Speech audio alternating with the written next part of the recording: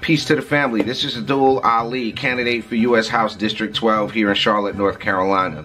Let's just be real, folks. The Democrats have destroyed our major cities. Their policies have made us less safe.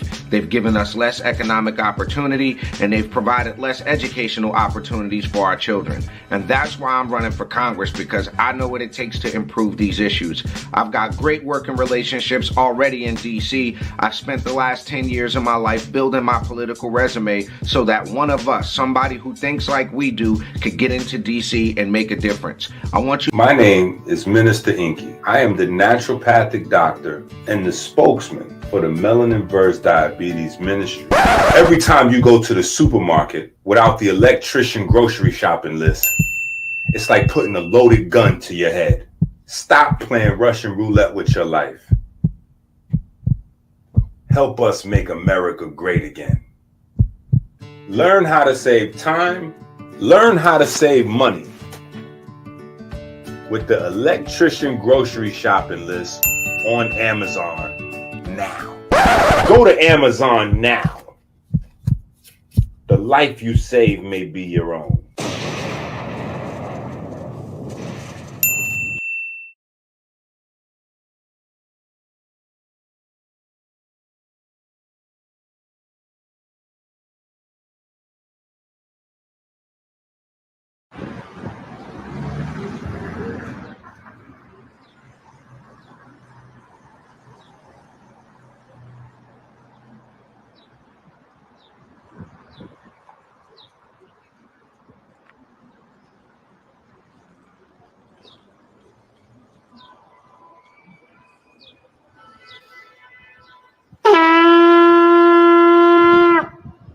Putting out a call to the warrior in you, to the healer in you, the king, the queen, the magician, the lover in you.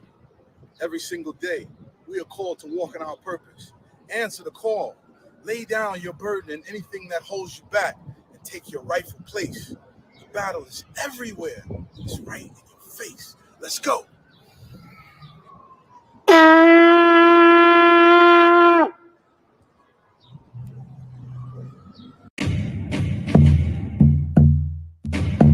Welcome to magnets, crystals, and pyramids. Success is your destiny. Love, wisdom, power. Remember always who you are. Yes, yes, I am. Love, wisdom, power. Yes, yes, I am. Love, yes, power. Yes, I am. Love, wisdom, yes, I am. Love, wisdom, power.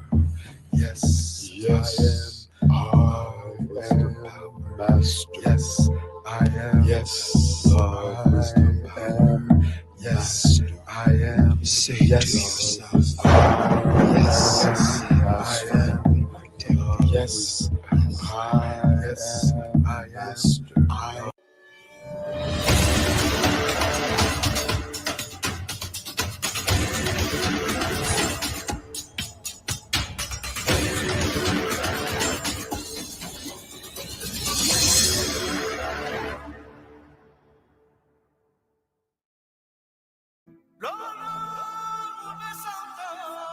Bismillahirrahmanirrahim.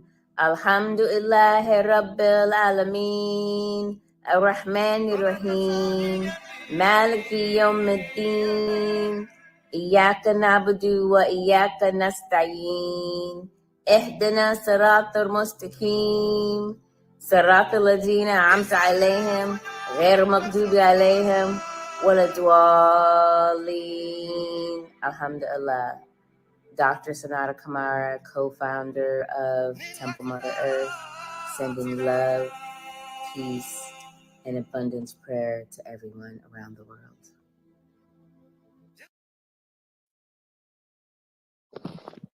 All right, peace, everyone. Welcome. Welcome to Moorish Monday with Abdullah Bey.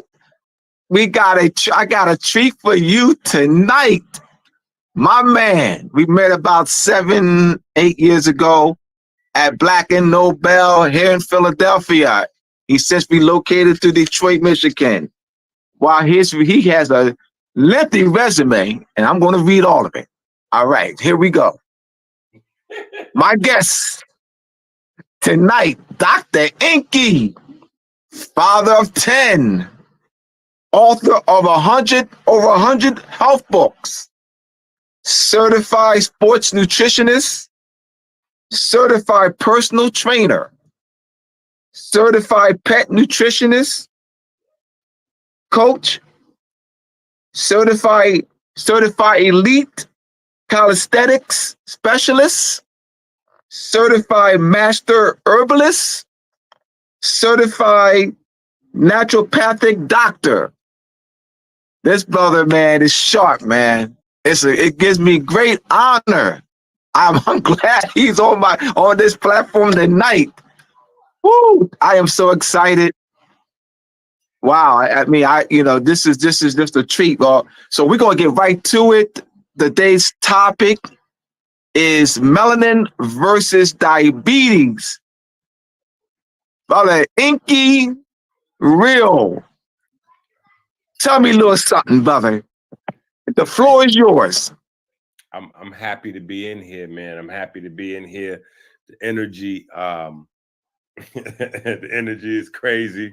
So definitely, I appreciate you guys for extending the invite.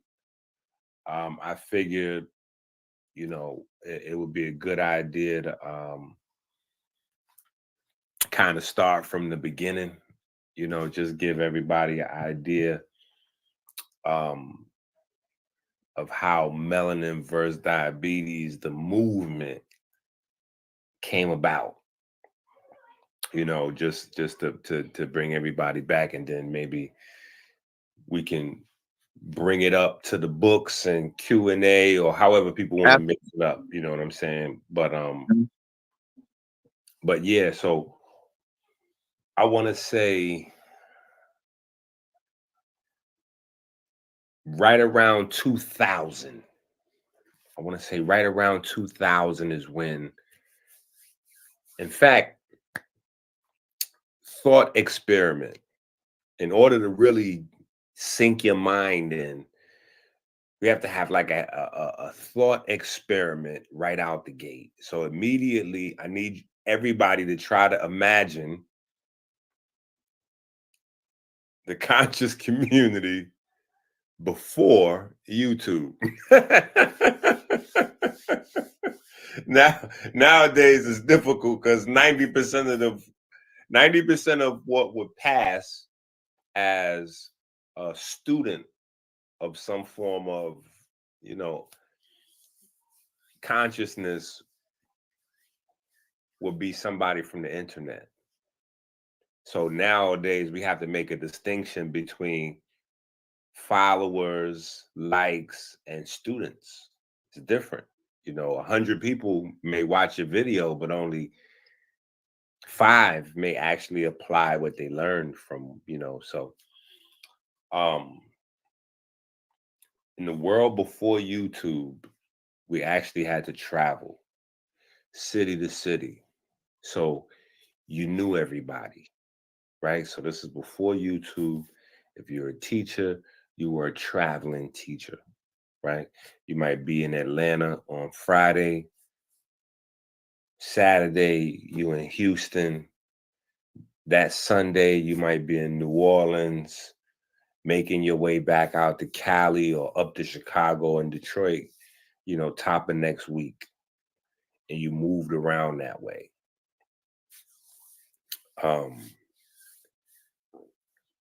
Everybody's children knew everybody's children. So it's a different world, right? In this space, everything is not broadcast. A lot of things is mouth to ear, mouth to ear. The biggest promo at the time is the flyer, like a hand-to-hand flyer, like a physical flyer. people would do invites on Facebook and MySpace and, you know, social media, they wouldn't get a turnout. You know what I'm saying? You had to actually invite actual real people. You had to go to places with your flyer and put it places with humans. So everything was more of a human, person to person. And it's important for me to establish that in the idea of what is the melanin versus diabetes movement. So, because it became like a health challenge within the health space. So this isn't something that was created necessarily amongst people that weren't familiar with certain types of information or whatever the case may be.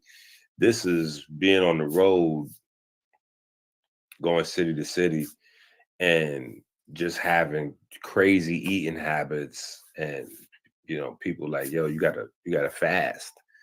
And being in a competitive environment, even that became a contest. Like, I can fast. You can't fast. Who are you talking to? Like, and before you know it, not only were we challenging each other to a fast, but we were challenging our strongholds to follow us into these fasts.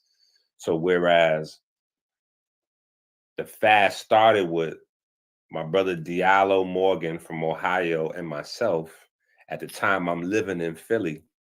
So it's basically Ohio versus Philly. His wife is out there with us. And she happened to have some folks from Africa doing a church thing. And they just happened to be in America, in the States at the time. And they listened to everything that I'm saying. And they're like, oh, wow, yeah, I can't. You know, I'm looking at the brother. I see the lingo. I see how he's dressed, the gold teeth. So people have red flags. They're like, that's not how a doctor usually looks, right? But as the folks are listening, they're like, no, this sounds all wise, right, and exact. At least I should try to research and see what I could. So now we got our original couple of pockets: Africa, Philly, Columbus, Ohio, for our fast. So we talking mess to each other, roll out the fast. The fast is semi-successful. People had a lot of good results. Word of mouth spreads. Fast forward, we start doing the fast like 2, 3, 4, 5 times a year, 40 days each time we do the fast. The fast started to gain notoriety, traveling faster than we could. I tried my best to keep as much data points from the fast that we ran at the time. And at some point, I started to try to correlate all of the data points and see what I could, because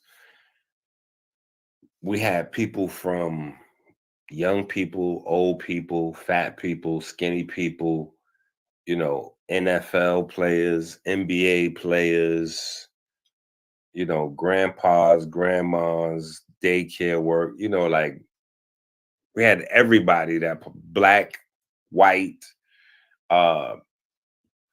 you know, everywhere in between, Puerto Rican, Dominican, Mexican, all different types of people had done it with us, gay, straight, you know what I'm saying? Like, all types of people had done, you know, people who never been high or drunk in their life, people who get high and drunk as a way of life. And so I just started to go through, and I started to find some similarities in this, in the studies, and how people, but what started to become remarkable, what started to become game changing, is when I started to notice certain anomalies, um, regarding people's metabolism, right? That's when it started getting, you know, what the young folks would say spooky out. It started to get spooky out there. So I'm starting to notice that without speaking to each other across different houses, different cities, states, different countries, different continents, people are having similar experiences where they're getting caught up, and it's, oh, well, you know what? I didn't even eat yesterday at this time and I felt like this. Oh, I didn't even eat and I did like this. Oh man, let me tell you, I was studying and I didn't eat and blah, blah, blah. And so now I'm getting different people, you know, I didn't eat and I had the most energy ever, right? So I start to go into this doorway to get this, to figure out what these anomalies with the energy thing is, right? What is this thing where it's like, in my mind, I think I was thinking that your body had a reserve of nutrients, at least early on. These are my, you know, as I'm working through hypotheses, I guess. I'm thinking your mind has a reserve of nutrients that somehow maybe once it gets full, you know, you can kind of, you know, but it led me on to this whole, to do research, background study, and figure out that there was a greater mystery. Because sometimes it might just be you, like you studying something and you think you found something nobody else ever found. It might just be you, right? You might be having a Dunning-Kruger moment, like you just don't know. Sometimes you gotta, like making a beat, you gotta let the beat, you know, turn the equipment off, wake up tomorrow, fresh ears, and give it a listen. It might be terrible, it might be amazing, right? So when I started looking at these anomalies and I've seen that there was a history, like, you know, then I was like, okay, you on to something. So there's a guy named Max Kleber. Max Kleber found out the same thing, you know, a long time ago, that something was off between how our body use energy and how our body produce energy. He noticed that for every 100% of energy that our body used, only 70%, give or take, somewhere around 70–80%, could be accounted for. Meaning a human body, an elephant, a rabbit, doesn't matter, right? A dolphin, they use like 15 to 25% more energy than they make. They use more energy than they make. So Max Kleber hopped onto that early on. Well, he discovered it and really fleshed it out, but the research was incomplete, obviously, which is why there was still some dovetails for us to grab hold to and start to make some assertions and then unravel some stuff and start to make even more discoveries. So we dig into the research. And when I say we, I mean everybody that supports, right? Even if you just send a Cash App, Minister EnQi, Cash App to Minister EnQi to keep the research going, or you go to Amazon and buy the books, or Patreon and support, like however you support, you're a part of us. When I say us, so we keep the research going. Like right now, you are part of us for bringing us on the platform so we could tell this to more people, right? So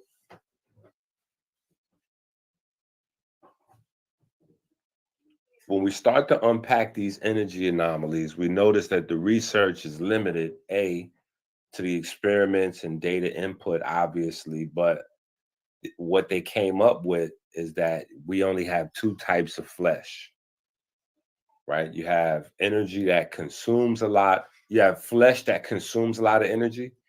And then you have flesh that doesn't consume much energy. And that's pretty much it. So what our discovery was, there's a third type of tissue, right? You have the two original, that's in all the textbooks going all the way back to Max Kleber days. And then you have now the new additional that we've submitted and, you know, documented, electromagnetic tissue, right? So electromagnetic tissue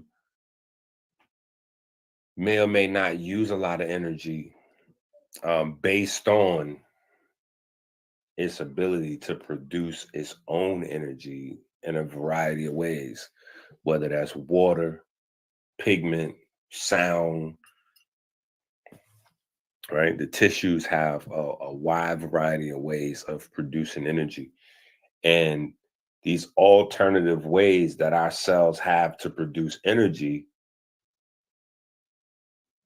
is where the missing 20%, 25%, 30% of energy is coming from.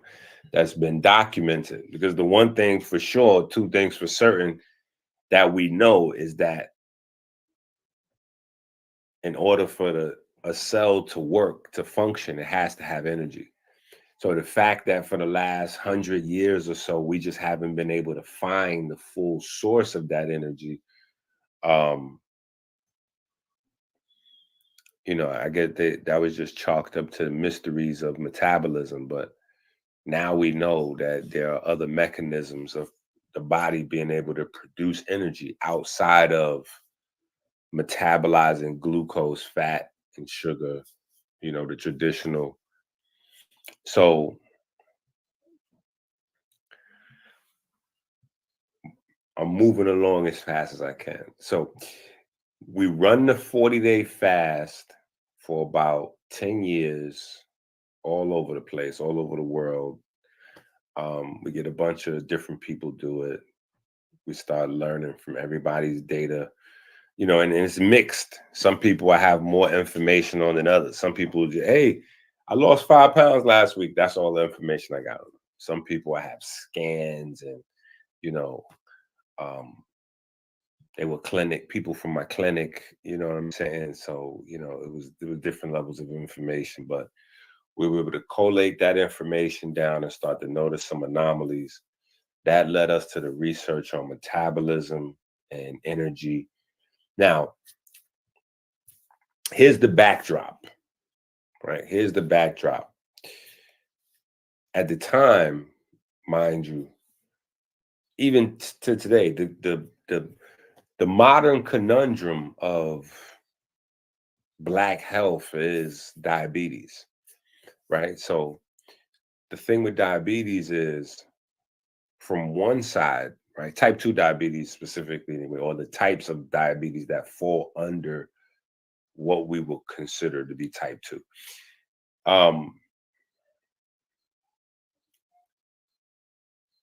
The problem is Black people, statistically, you have seen that, you know, diabetes follows Black folks. Just, there's no other way around it. The darker you are, the more, you know, diabetes on you. You know what I'm saying? Like, you know, where, you know, but the thing is, the mystery part is that there has been no genetic, like there's no gene that a doctor has discovered that's the diabetes gene. Like how they can say you got the BRCA1 gene or the BRCA2 gene. So, you know, you have X amount of chance, percent risk, you know, that you could have breast cancer because you have the genes. There's no diabetes gene, right? There's no diabetes gene. So, so that's been the problem, right? That's been a big problem. So, I've always wrestled with that in my mind, like as a goal, you know, even early on in the holistic space, you know, people ask me, what is it that I'm trying to do in the holistic space? I would say impact. I want to impact diabetes in the world in the same way as Dr. Sebi was able to impact HIV and AIDS education. So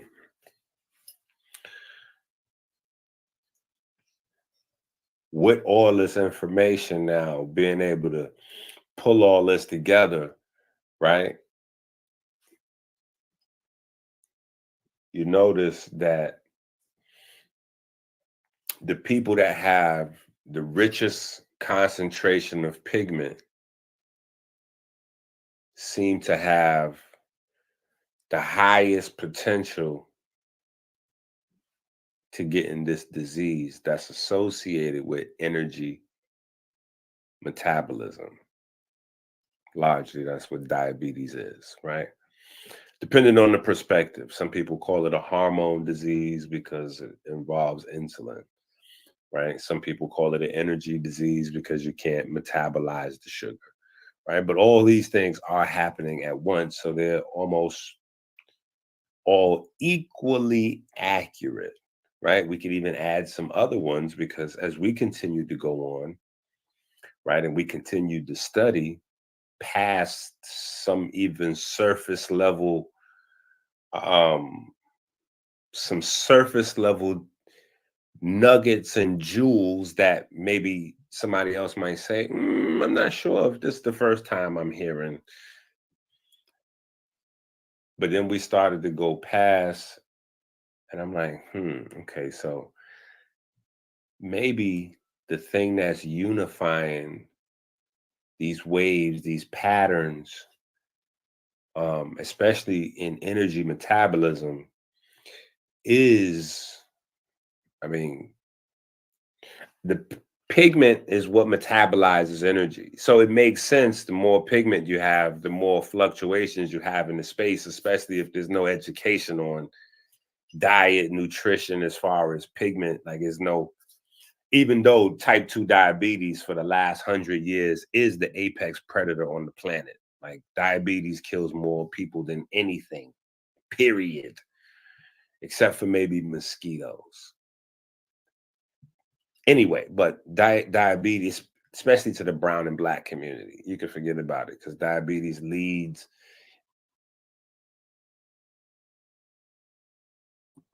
Let me say this real quick. This is important. This is really super important because if you're watching this video, that means you're either learning all this information, investing your time and your money into all this information because you want to keep yourself healthier, recover from something, change your body, transform. You got some personal goals, or because you want to be a source of wisdom, inspiration, etc. for the people around you. This is something you're looking to do as a personal trainer, a consultant, a naturopath, a holistic practitioner, or maybe you want to go to school to do medicine, or whatever the case may be. This is a very important, key, very overlooked problem that nobody's going to speak on. Nobody's going to speak on this. I'm going to tell you why nobody's going to speak on this. Because none of these people are real naturopath or holistic doctors. What these people are herbal salesmen. They're not going to tell you anything that potentially messes up a sale now or sales in the future. So they're not going to say nothing that's going to challenge the community too much because that ain't beneficial to them. Me, I teach first. I want you to learn. I want you to build. I want to build the world. I want to change the world. Like I want us to be done with this, I want to be the last one in terms of just going all the way back. Robert Becker created a cult following because the people that studied his information, they had to solely depend on him. You know, Joel Wallach, the same thing. Dr. Sebi, Dr. Africa. Like I could go down and I don't want to replace dependency on hospitals or pharmaceutical companies. I don't want to replace your oppressor.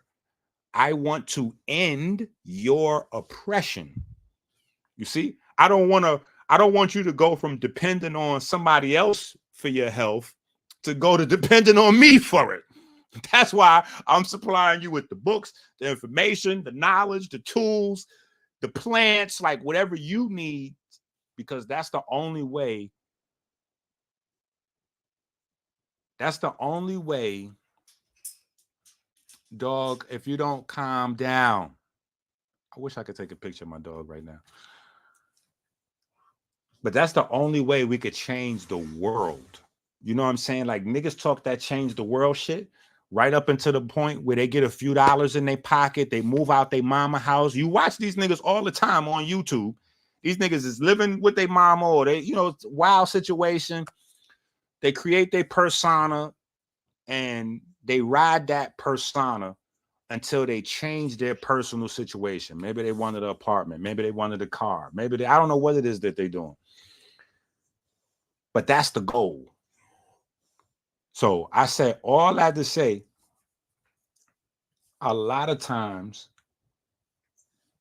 whether you're talking about medicine, like real doctors, medicine, the only thing with medicine, there's a limit to what you could get over the counter, right? But the problem with over the counter drugs, which is the same thing that goes on a lot with herbs, bitters, mosses, and, you know, acupuncture and all of the different modes of healing that come under the naturopathic umbrella. The problem with the naturopathic and holistic umbrella does not start with the products. It doesn't start with motivation. It doesn't start with health. It doesn't start with, damn, did you do the exercises the guy said? Or did you drink the water that he said? Or did you get the leaves from off the top of the mountain where the fucking monks? Like, that's not it. I learned this maybe 3 or 4 years into doing this. The biggest problem is that people, in order to save money, like niggas will save money. Stop. Niggas will save money on their health so that they can have more money to go out to the club. They'll save money on their health so that they could afford the shoes or the outfit. They're going to save. They're going to get discount herbs and get full price weed. They're going to get discount bitters and buy full price bottles at the bar, right? So that's the problem, because the easiest spot that niggas could save a few dollars is figuring out what's going on. So a lot of times, and I'm not saying brother is doing this right now in the chat. So brother, I don't mean to direct, like I don't want you to think I'm directing this energy at you. But sometimes people say something, it sparks my mind, and it makes me think of like 50 or 100 or 1,000 other people or other questions. And I'm just like, let me get this recorded right now while it popped into my mind. The biggest problem is what the problem is. Let's repeat that, because that sounds crazy, but it's accurate. The biggest problem is what the problem is. So meaning, and again, I'm just using Homeboy for example because he just gave me a great opportunity. He jumped in the chat. You know, he said, you saw me early this morning. Cool. Okay. So he asked me, acid reflux. What you know, doc? You know, what can you, you know, I'm having some acid reflux. You know, what can be done for acid reflux real quick on the fly, you know? And I say, well, you know, all your valves, you know, zinc, blah, blah, blah, fiber, you know, some apples with every meal, or maybe a sweet potato or whatever. Because I know common problem with valves is the zinc issue. You know, we run out of zinc, you know, especially playing with our diet a lot. And then you need zinc for immune system and hormones and some other stuff. So the valves might get shortchanged. That could be an issue. Another issue could be the fact that a lot of us, we eat a lot of meat, a lot of starch, a lot of food from restaurants and things like that. And 95% of what we buy and eat in that type of living has zero fiber in it. Zero fiber. So a lot of metabolism problems, they might say, oh, you need some probiotics for that. Oh, you need this for that. Oh, you need some Pepto-Bismol. You need this, you need this, you need. A lot of it is the fact that we're ignoring our microbiome, and you don't need to go buy no expensive ass probiotics. You just need to have some fiber. Fiber is what feeds the probiotics. So that's just a quick microphone check 1, 2. What is that's microphone check 1 and microphone check 2. Anytime somebody says something going on with acid reflux is a common thing. They need to check those zinc levels, right? Zinc levels could be too low, or on the flip side, your copper level could be too high, because if your copper level get too high, it'll flush your zinc out. So you can have the zinc situation going on, but then on the flip side, it might not be zinc at all. You might just need fiber. You know, you might just need to build up that metabolism and the way your body breaking stuff down, or whatever the case may be. So, but my point is, I just want people to know, but Dr. EnQi told you, the weakest area in holistic health is the diagnosis. People come up with that on their own. People just come up with that. Like, he just hit me in the chat. Like, oh, hey, what you got for acid reflux? So I could go down to the main, like I could come, I might have told him the Pulitzer Prize, Nobel Prize winning best thing ever in the universe for acid reflux. Now, if he take it and it don't stop the problem, the first thing he gonna say is, man, nigga with gold teeth, he don't know what the hell he talking about. He ain't no real doctor. But guess what? Who knows if you actually have acid reflux in the first place, right? Because that's not verified, right? So I'm just saying, you know, and again, I'm not speaking to the brother situation, but I'm just saying black folks in general, we have a problem with thinking that a detox is going to cure everything. A nigga would have gangrene all the way up to his thighs and be saying himself all the whole time, his ass limping the GNC, I'm gonna just get this detox, right? I ain't had a bowel movement. I'm gonna go ahead and flush this. And I just gotta flush my system. Nigga, whole leg turning green. I just gotta flush my system. I'm gonna go get this. We got a problem underdiagnosing shit. Niggas got full-blown cancer. They go in the supermarket for ballerina tea. So I'm just saying, when things pop up, we check the surface level things with that. That's why the education is good, so you know how the body works, right? Oh, acid reflux? I know how that works. It's like if your car go empty on gas. You need to put some gas in there. If the gas ain't doing it right, then we got to work around to the front, see what's up with the oil, transmission fluid, that's going to be your fiber. Now, outside those two basic things, anything else that's going on, you probably need, like, you're going to really need somebody to check that out and be able to say, oh, no, he got an infection over here. He got this or that, or he never got his tonsils taken out, and so his tonsils acting up. You know, where back in the days, they used to just snatch your tonsils. Now you can do something for the tonsil infection. You know what I'm saying? But anyway, let's get back to the work. I just wanted to say that, you know what I'm saying, so that could be start to percolate throughout the universe. Like, hey, we need to stop saving money on health shit. Like, it's crazy. People want discount on consultation, diagnose. You want discount on health shit.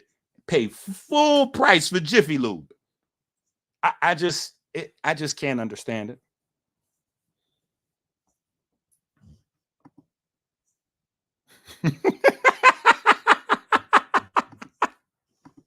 In, you know, setting the pretexts for cardiovascular disease, brain disease, cancer, high blood pressure, strokes, you name it. So anyway, we start to get this picture emerging, right? people with the pigment have some stuff going on with the energy, right? Just rough picture emerging, right? So I start to gear my research to everything I do.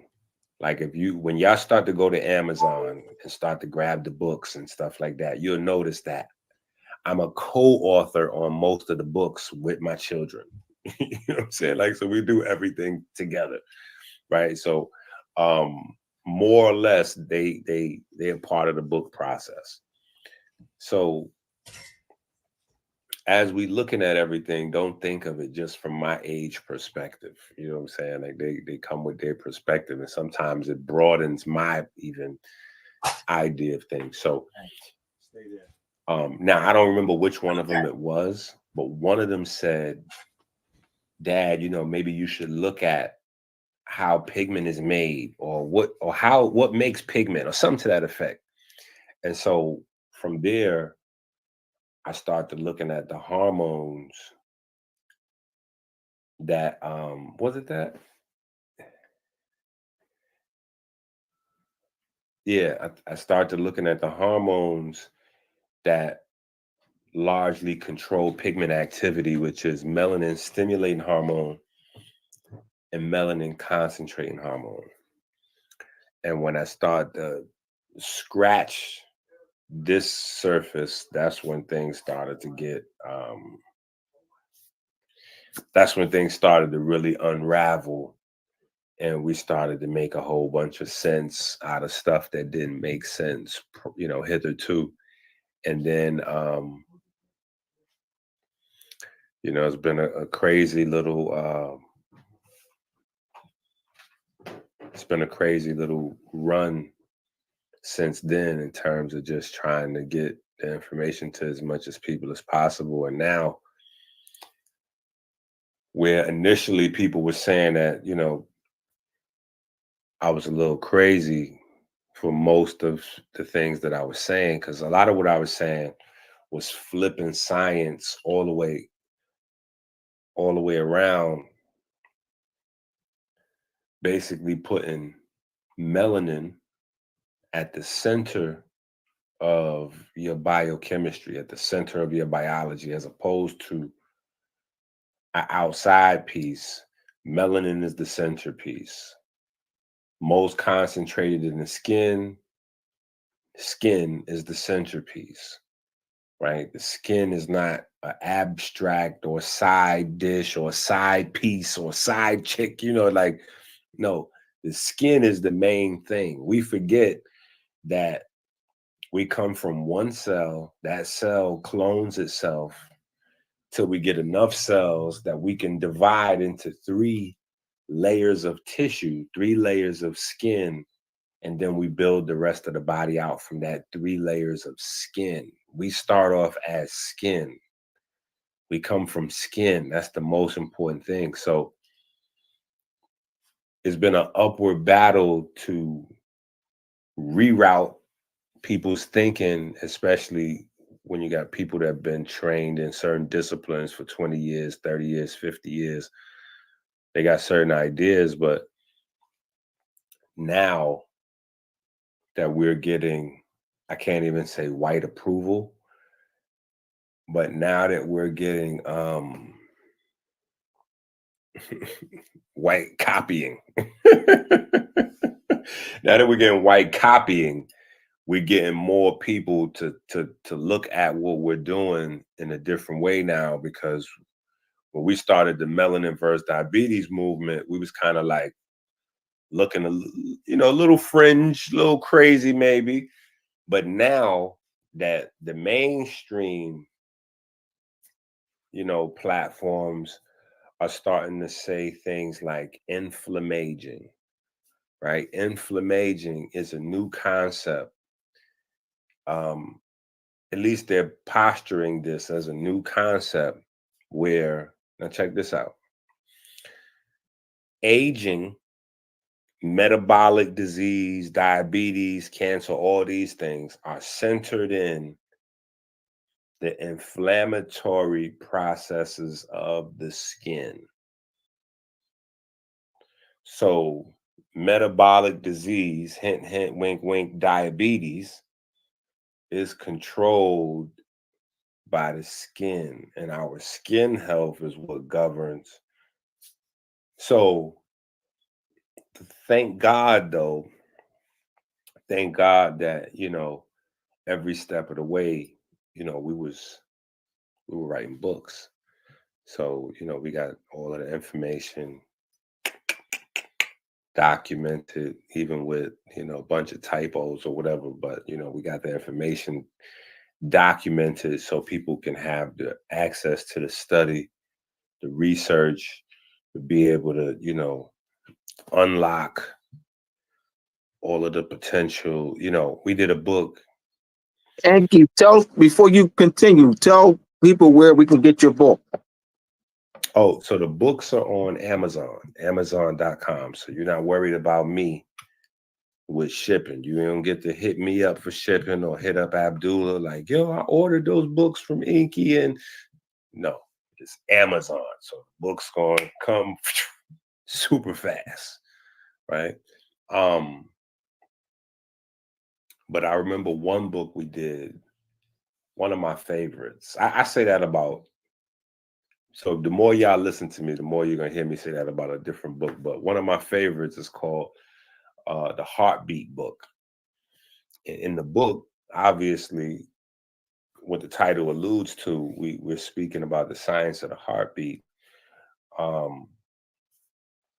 But we dedicate, like pretty much the largest portion of the book to the circulatory system being magnetic. And so a lot of us have come from different backgrounds, different ideological, philosophical, spiritual backgrounds, and we've had maybe just certain ideas. It's nice sometimes to have science that corresponds. Like, it's not science that's fighting your spiritual system. It's nice to have science that complements your spiritual system. Not forced, just this is just what it is. This is just, so what I mean by that is light, magnetism, electricity, things like that have been omitted from text for a long time, right? So largely the function of those things in the body is pretty much nobody really knows. Thanks to the work of Dr. Sebi and some pools, and Dr. Robert O. Becker and other pools, people at least have the rudimentary understanding that the body is electric to some extent, right? And some people have heard the acid and alkaline ideas, even if people don't really fully know what they're talking about. People at least have the ideas, and so they have the loose association, like, okay, electricity, energy, okay, kind of makes sense. All right, I got it. Then people that know a little bit more, they might, oh, okay, mitochondria. No, I know your food. Okay, somehow mitochondria, electron transport chain. I think I know what's going on. Yeah, I got it. But everybody's saying I got it at a different level of understanding, right? So there's no such thing as really I got it, right? It's just what level, to what depth do you understand that you can actuate, So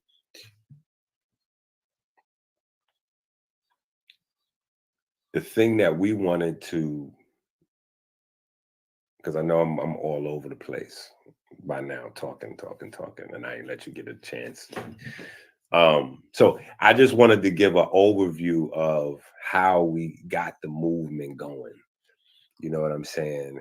And how we got from ground A to, boom, boom, with the heartbeat book. Because I'll start going, and we won't be able to shut this live down. You know what I'm saying? Because I could jump from book to book to book. But with the heartbeat book, the thing that was so crazy is, and this is why I say it's good to have science that coincides with your spiritual system, is we actually found the data that shows that deoxygenated blood, oxygenated blood, like they actually have magnetic values.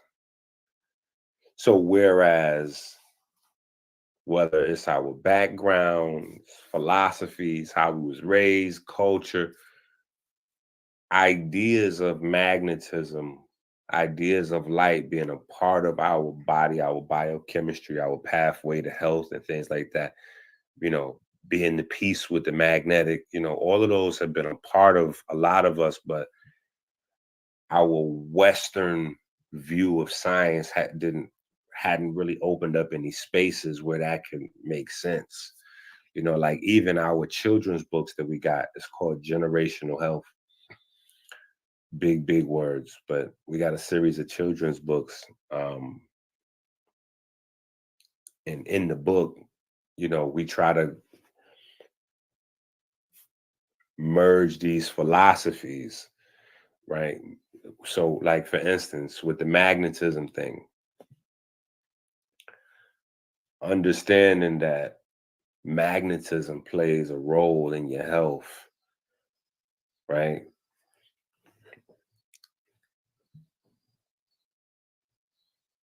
It's not just your physical health, but it's your relationships.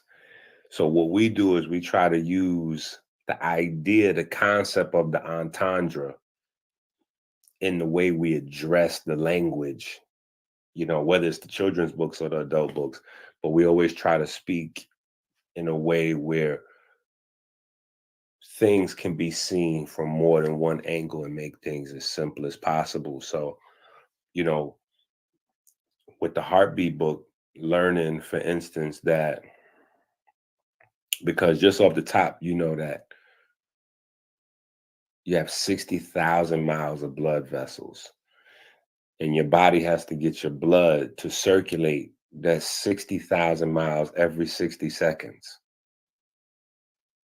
When you start thinking about what actually has to happen, you realize that just the light pumps that you could barely hear, you barely pay attention to, that's not enough to get the blood all the way around, which is the reason why cardiovascular disease, the #1 cause of death. It's hard as hell to get that blood around 60,000 miles every 60 seconds. That's a very difficult feat that our bodies are programmed to do without us even thinking about it. We don't even blink. We don't put no emphasis to it. Not any part of the day for most people is spent on, yeah, let me make sure that my blood can get around all 60,000 miles. Like, and you can't even get John Q. Public to 60,000 miles. I can't get most people to do a mile a day. I'm struggling to get people to do 1 mile a day. You know what I'm saying? Like 60,000 miles every 60 seconds. Even our workout challenge is built around that, right? Our whole program, 60 and 60. Or the greater 120-day program, right? But so understanding this, our whole focus of everything we did health-wise, even a lot of stuff might have been over the years like opposite to Dr. Africa or opposite to Dr. Sebi, but that was our premise. You know, we were starting from the blood, which, as far as I was concerned, was more of an indigenous or aboriginal approach than anything, respectfully to the OGs, you know what I'm saying? But more aboriginal, more indigenous, more true to our roots, more right for the haplotype, like more in that space, you know, like start here. This is how the body works. Forget about all of that stuff that even traditional herbalists or naturopaths would be thinking, right? Because there are certain boundaries within the health space that we traditionally know, oh, okay, the Western modality, you can't go past a certain level with the Western way of thinking. Well, that exists even in the naturopathic space, that exists in the personal training space, that exists in the holistic. It's just we don't have people that's in all those spaces. That's the thing that makes me unique. I'm in all those spaces. So I know the issues that personal trainers are having because I'm a personal trainer. I know the issues that herbalists are having because I'm a certified herbalist. I know the issues, and largely they share issues that if we have people that were more cross, in terms of their particular genre of, what type of health professional they are, or just even better communication among the different practices, it would benefit, have a great benefit for the people because largely, that's the big problem. Discoveries are isolated and they're not really translated all the way across the board because everybody's got to know.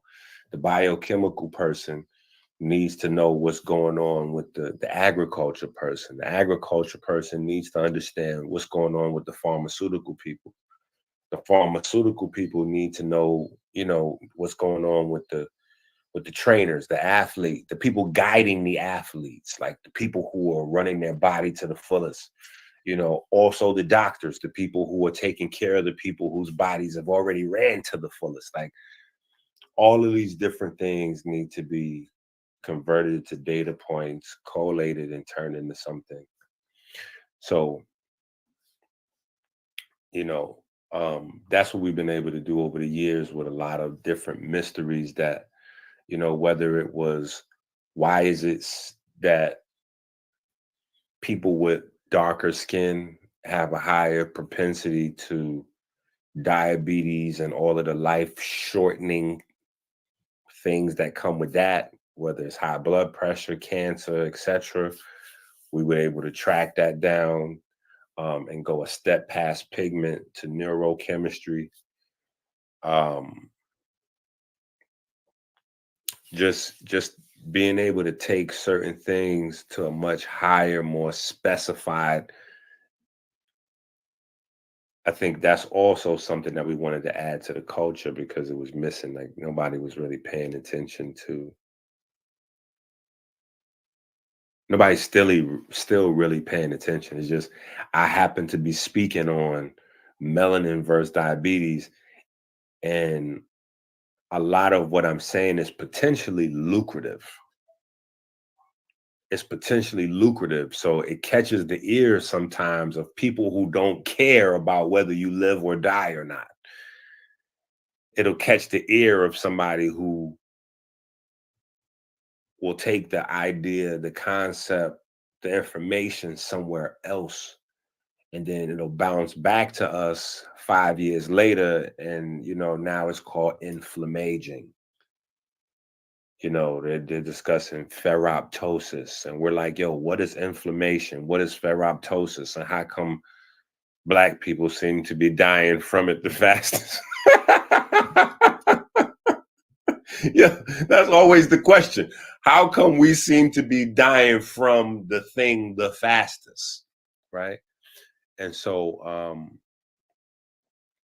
having somebody doing that work, like figuring out what's going on specifically with us, so that's kind of been the mission of the Melanin versus Diabetes movement. First we kind of just came into our own running these fasts, and the fast start pointing out some stuff, and we start digging in, researching, and we start finding out the relationship of pigment to energy and how that causes what we know of as type 2 diabetes.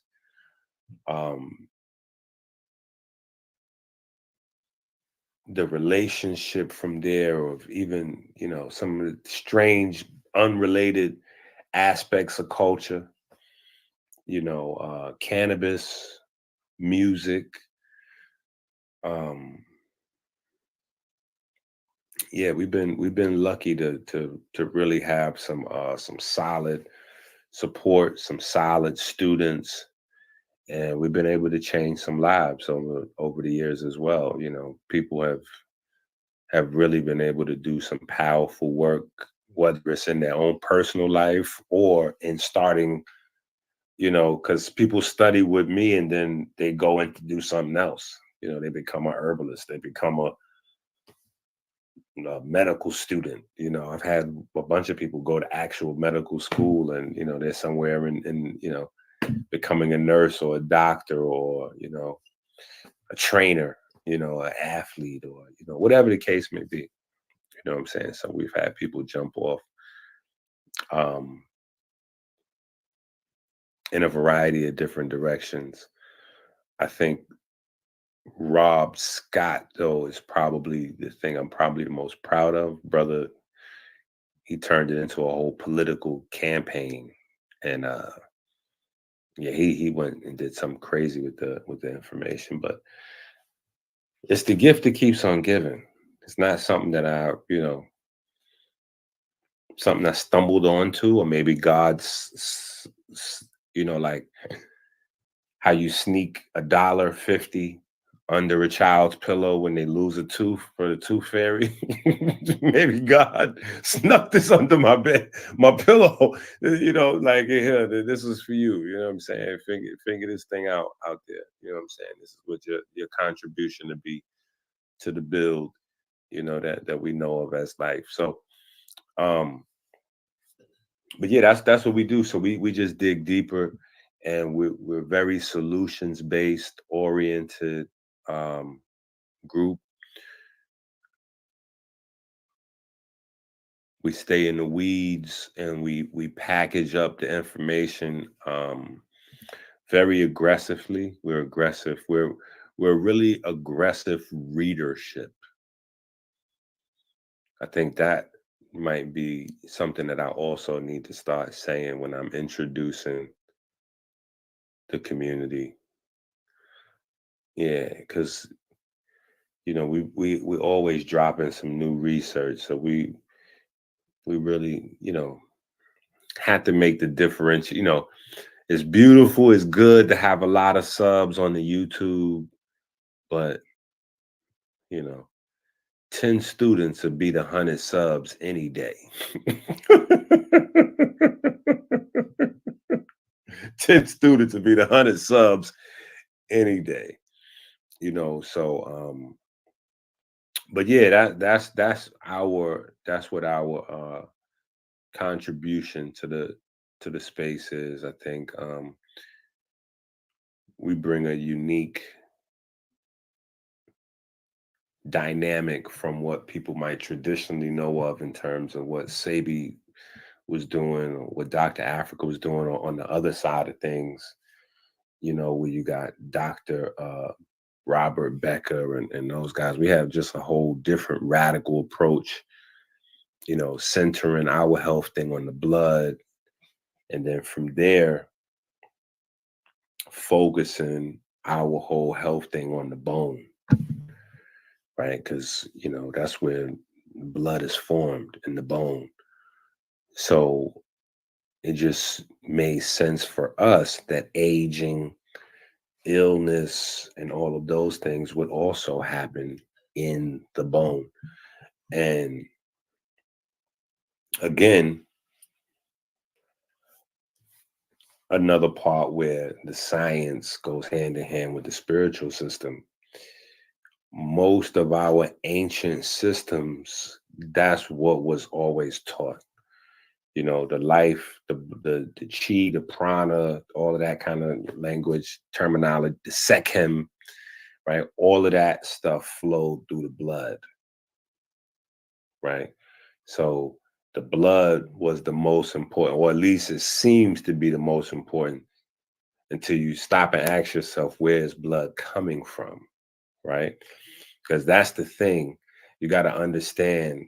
And this is something I got from ancient Egypt ideology. In life, nothing is still, everything is moving. So there should be no dead concepts. Everything should be living. So when you think about blood with that idea in mind, you got to think it's not about the blood, it's about the process of what the blood is doing. So again, it's not about necessarily thinking about, okay, the heartbeat, put this. No, it's about understanding you got X amount of billions of blood cells. You got to get these bad boys 60,000 miles in 60 seconds. It's not possible that one central unit is able to do that. It only makes sense that there's a correlation between the fuel source and the energy source. The fuel source we know is the breath. Spiritually, we know what guides us, the breath. Health-wise, we know what provides longevity, the breath. Breath is also the thing that determines the magnetic behavior of blood. If the blood is oxygenated, right? If the blood is oxygenated, then the blood is diamagnetic, meaning it pushes away from magnetic fields. If it's deoxygenated, you know, like it's time to come back, that's paramagnetism. So now with paramagnetism, there's a pull towards a magnetic source. Now you have one large unit where each small unit can function individually and it makes sense, fits into the whole, right? If I understand the more simple, archaic ideas of health, it makes sense if we start to think in terms of stem cells, magnetism, like things start to make sense, right? Because what we're doing with technology is making up a whole bunch of different names and things like that, and specificity. We're creating division so we can get more subunits and subunits. But at the end of the day, our ancestors just experienced and tried to explain things that they experienced. Nothing more, nothing less. So what we know of as light, electricity, and magnetism, or in one term, electromagnetism, right? Or electromagnetic waves, from our lens, our perspective, our study, we've now been able to break them down into three. And we go, okay, well, electric fields, you know, moving electric fields create magnetic fields. Alternating electric and magnetic fields creates light.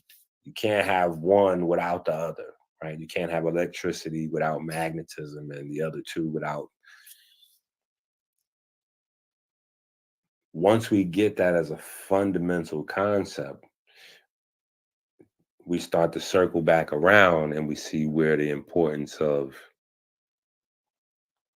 pigment is at. But again, here the dead end is nobody's going to pay for us to do this. Like, this is where it's on us. You know what I'm saying? This is where you got to emphasize, like, this.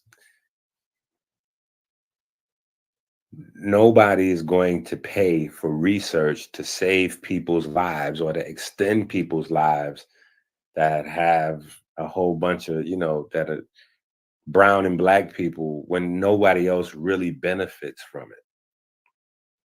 This is stuff that only we're going to benefit from. So only we have to do this. And guess what? Only we are going to suffer if we don't do it. Only we. Only will benefit. Only will be in pain quietly. Only us alone. This isn't a world thing. So the world doesn't have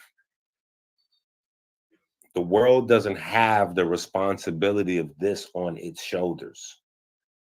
This isn't a human, a human nature thing. This is some things is about the family. Some things is about the individual family member, right? It's like if you live in a house as a whole family, you know what I'm saying? Everybody got to clean up their room. Now, when you come to common areas, sure, everybody got chores. You got to do the dishes. You got to take out the garbage, but everybody got to clean their room.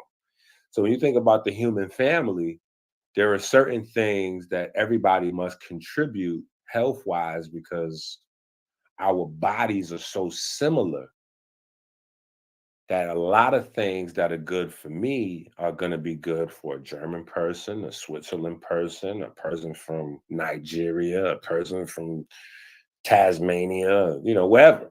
You know what I'm saying? Tanzania, Brazil, right? But then there are specific things that make us different. And as those differences accumulate, the pool of people that are willing to invest in, support, put time and money into the study, the unraveling of those mysteries, of that information, especially when somebody loses money as you learn more. So that's the other piece. The more you're learning about yourself, the more somebody else is losing money. Right? So there's that, your ignorance. When it comes to your health, your ignorance is a blessing it's an industry-wide blessing. The whole health industry, from the bottom to the top, preys on people's ignorance. When I say from the bottom, I'm talking about from your Rite Aid, makeup, Band-Aid, bottle of peroxide, like from your most basic aspects of whatever you think health means.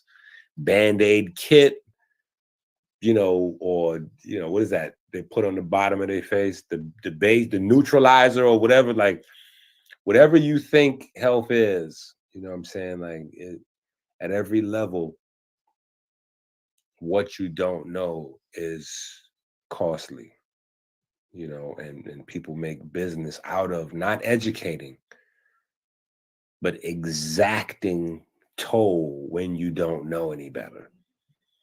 Right, their whole industry is built around that. You know what I'm saying? So,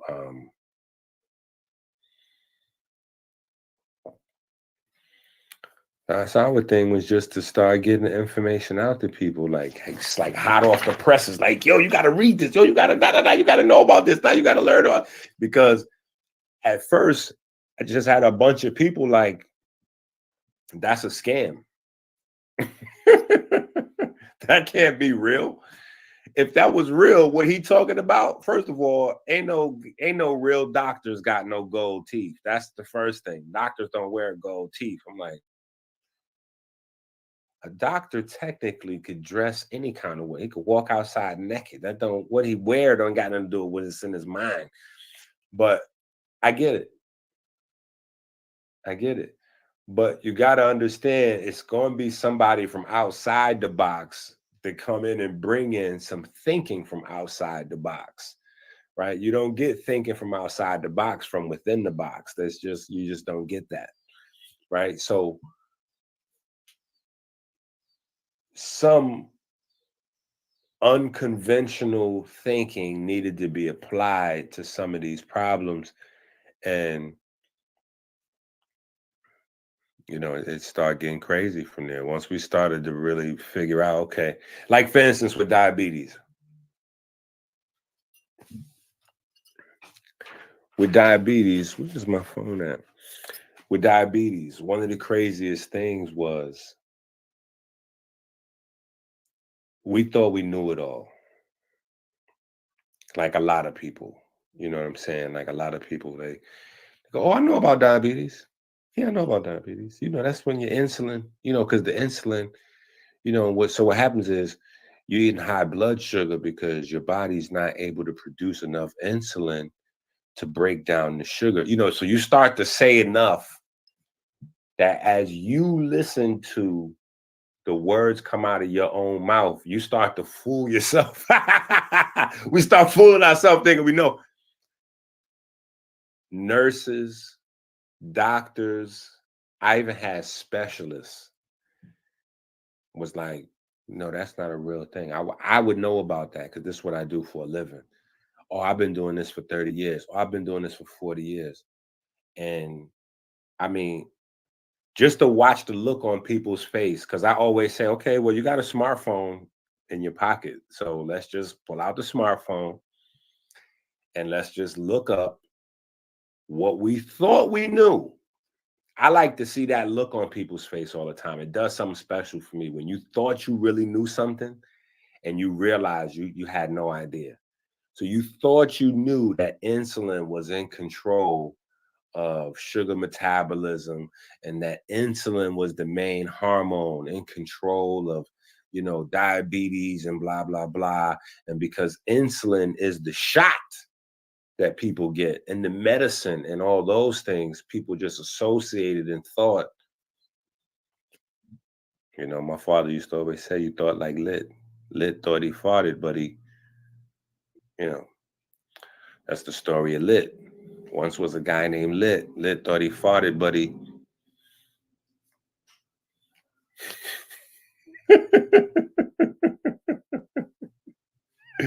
But, you know, these are the little stepping stones to building up and learning more and more and more and more, because each little discovery, like learning, okay, it's not insulin, it's melanin concentrating hormone. Melanin concentrating hormone. Melanin concentrating hormone. Melanin concentrating hormone. And I'm telling you, it's crazy because I don't know whether people were underestimating me, how I look. The gold teeth seem to always do it. I don't know what it was, but, or just people's own our own conviction in our ego and our presentation of how well we know things, you know. But person after person, like, no, I'm sure insulin, blah, blah, blah, I know it. And then we look up melanin concentrating hormone, and it's like and I'm like, yeah. Now think about this.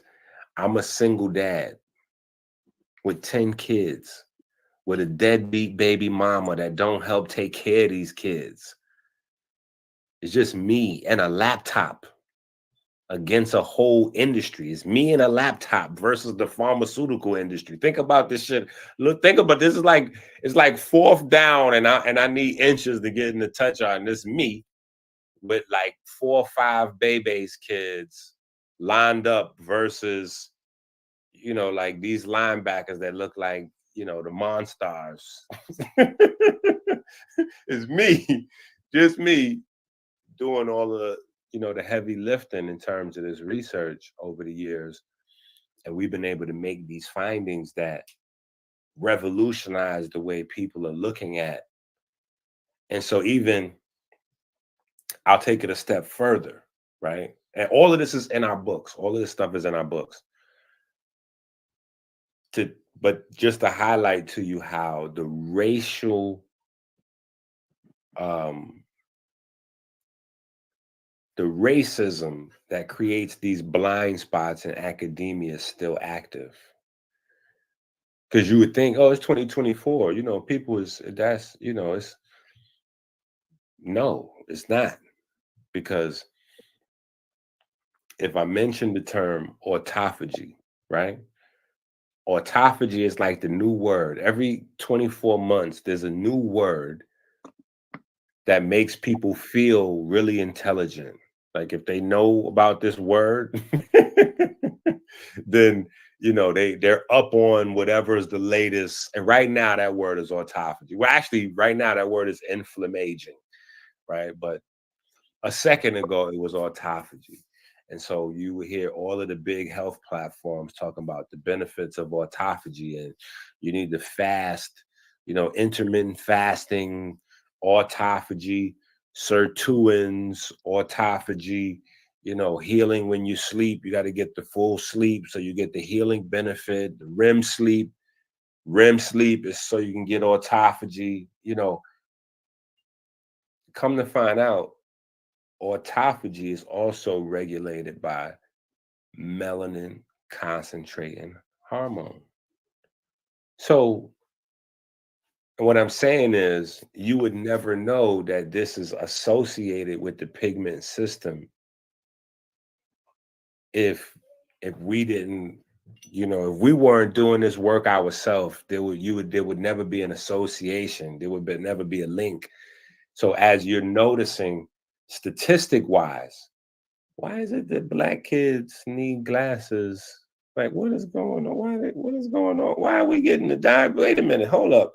These numbers don't add up now. Wait a minute. If we all live in a certain area, we all eat together, work together, pray together, lay together, technically we shouldn't have 10 to 15-year gaps in life expectancy. Then if we add in the fact of genetics, genetic strength, genetic proclivities, S&Ps, nope, we should be on the other side of health span and lifespan, but we're not. We're at the bottom of the pile. So, it's not only the fact that we have certain differences that are not being addressed, it's they're left out of socializing, they're left out of culture, they're left out of culinary, they're left out of life. So because they're not addressed, potential strengths that we have are turned into weaknesses. Whereas, you might have had super eyesight. You might have been able to see for 30 miles. You might have had 20/20 for 30 miles. But because your eyes were so strong and you didn't know that you needed X amount of this mineral or X amount of that vitamin for that, your super strong eyes basically put a strain on your diet. And because you didn't know to compensate, now you lost your eyesight where you could have had you could have been a sharpshooter. Now you can't read you can't read the ingredients on the back of a bag of chips because, we didn't understand, so lack of information, things that we grow up thinking that give us trauma about ourselves are potentially the things that could have made us into superheroes. So you being a fat person, you don't know what genetic gifts, you're putting on weight faster, but that for some people is a gift to be able to put on weight fast. It's just what they're using that, Stevie Wonder went blind, but his strength is his hearing. So he was able to use his super hearing to become a legend. You know what I'm saying? So, but Abdullah, I'll go forever, brother. You know what I'm saying? Like you got to stop me. You know what I'm saying? Yes, brother. I was, as you were talking, I was trying to think of a question to ask you. But one question I do have, and it's and that this is how I think. I'm always thinking of how to bring people together. Now, the students that you've taught over the years, and those who've gone on to be doctors or gone to medical school and become doctors and nurses, etc. Have you attempted to reach out to them to bring them back into the fold, like to begin to work together as a team? Everybody's all over the place. Yes. We tried a few times to do some stuff, but people are all over the place in different countries. And we tried like an online network, which we didn't totally bury the idea of because we got people in different little pockets that kind of can work together. It's just hard to get people to be able to, to get the infrastructure. But if you got somebody doing nutrition, it makes sense that you start to have doulas around, to help sisters before the babies get here with the nutrition instead of waiting till after the baby, till after the baby. So just starting to put some things in place, but definitely we had some folks getting certifications, and yeah, we definitely started to put it together. But It's definitely an undertaking. All right.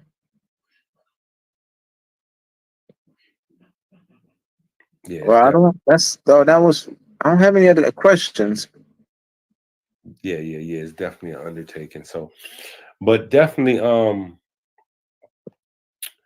what we can do, like I said, I just wanted to give people an idea of how we formed the Voltron, like how Melanin versus Diabetes, the movement came about, and then allow people to see in the structure what they should be doing just off rip. Like soon as you even hear about it, you automatically know, okay, I need to be a part of that. Like I need to get in, I need to start sharing this information, I need to start studying this information. Like, yeah, I need to get on this. This is the next wave. This is the next. So and creating forums like this, what I'm saying, where you guys primarily build on law and tradition and things like that. It might be good to bring in, a Dr. EnQi once a month or maybe once every 2 months, where we can open up the floor and just have an open discussion on some health topics, whatever y'all want to, do Q&A, or y'all, go around and take a questionnaire, give me the questionnaire in advance. I can create a PowerPoint or just speak specific. That's a good That's a good point. Create a questionnaire, and you can help me work on that. Yeah, And I because can get that out. All right, that'll work. Yeah, because I learned over the years, like with most subjects, with the health is different. With most subjects, like if we tell people we're gonna have a lecture on how the Great Pyramid was built, everybody coming to that lecture knows what they're gonna hear. In the health space, you don't know. You might be coming because you interested in hearing something about heart health because you got heart issues. Or you might want to hear something about sexually transmitted diseases because you got a sexually transmitted disease. Or your husband or your auntie, or, you might want to know about, your knee, your ligaments in your knee because your son is a high school.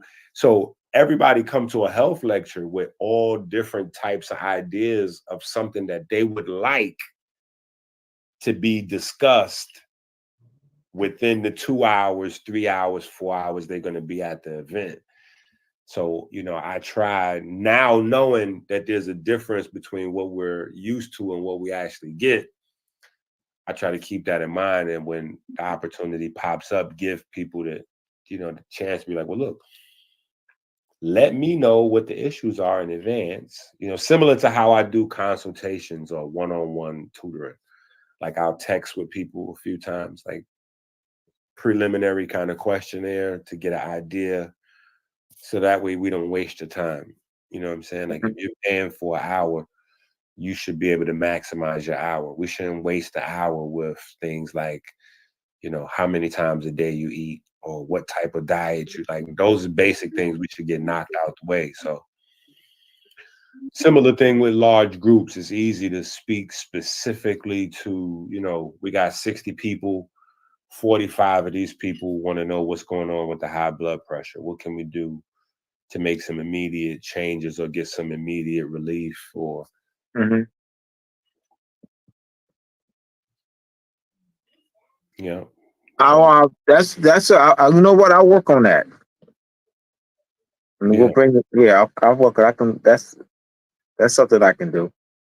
Because that's the thing that we got to really understand, is that we wear a lot of different hats, and we approach this thing as Moors, as Comedics, as Israelites, as all different titles that we put on ourselves. But at the end of the day, nobody's really taking care of us because we haven't at least understood that we're coming from the same roots.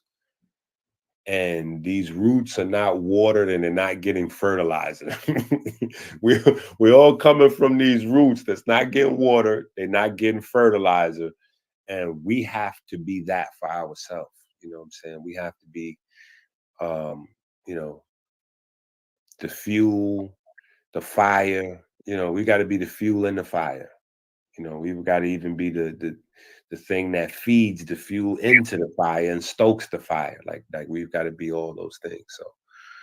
So, yeah.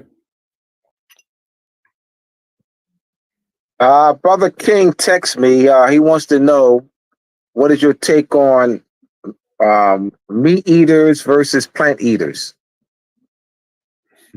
Plant-based eaters. Brother King,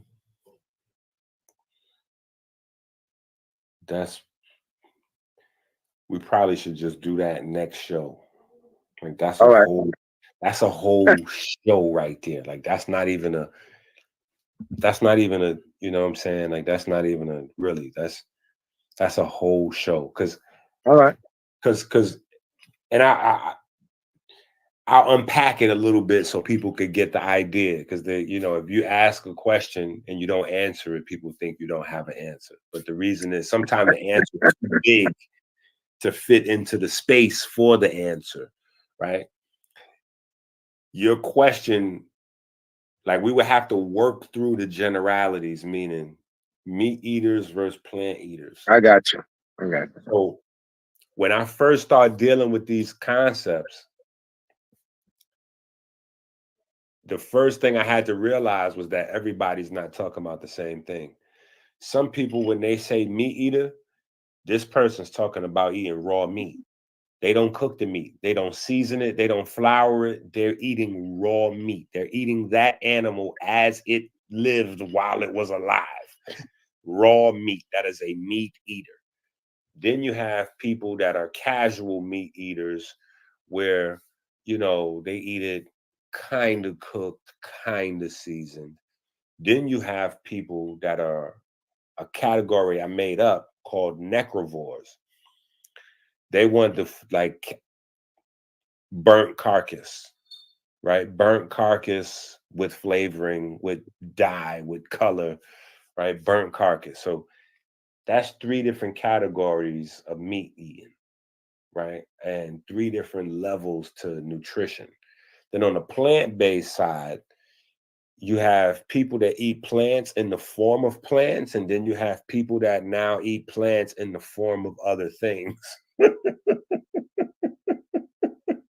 And that has its own issues with it as well. So if I'm eating a salad as a salad, there's a certain level of health benefits that come with me having a salad as a salad.